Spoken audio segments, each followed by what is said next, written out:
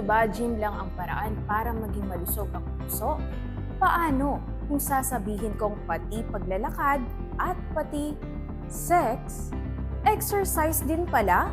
Itong hot topic sa isang kapihan na pinangunahan ng Kapisanan mga Broadcaster ng Pilipinas Pampanga Chapter kasama ang Philippine Heart Association Central Luzon at UPPGH Cardiology Alumni Association sa Park-In by Radisson Clark nitong Webes, February 26.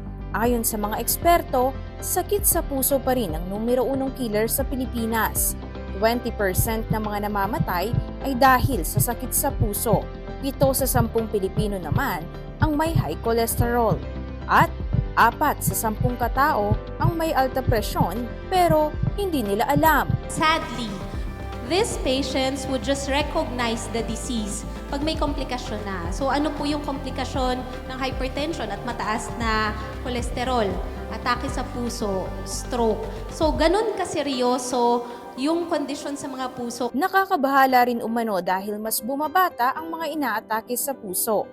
The trends that we are getting here, actually in our clinics, no? Okay, in the hospitals, these patients with heart disease are really getting younger. And as a matter of fact, I have one patient na 35 years old. Alam niyo po ba kung anong meron siya? Heart attack. Nagkaroon siya ng heart attack as early as 35 years old. Isa sa dahilan, kulang tayo sa galaw. Yung mga walking na hindi natin nare-realize, form of exercise pala yun. Yun yung nami-miss natin.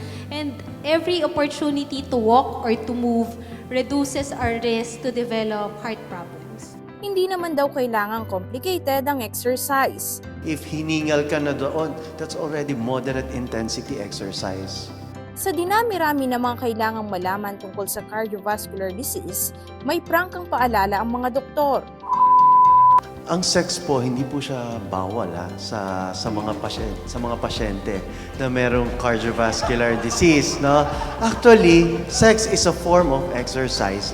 Pero, reminder sa mga pasyenteng kagagaling pa lamang sa atake ng puso. Maghintay muna ng 2 linggo at sundin ang payo ng doktor. Mahalaga rin ang tamang pag-inom ng gamot at regular check-up. I always push for the patients to recognize and to learn how to control their condition. Parang partnership between the doctor and the patient. In that way, kung naiintindihan ng pasyente ang kondisyon niya, naiintindihan niya kung bakit niya kailangan inumin yung gamot, maiintindihan niya kung bakit forever na sila ng gamot. Gumalaw araw-araw, magpatingin kung may kakaibang nararamdaman. Dahil sa sakit sa puso, mas mahal ang huli kaysa sa pag-iingat. At syempre, kung walang kasintahan, mahalin ang sarili. Aisel Fernando, CLTV 36 News.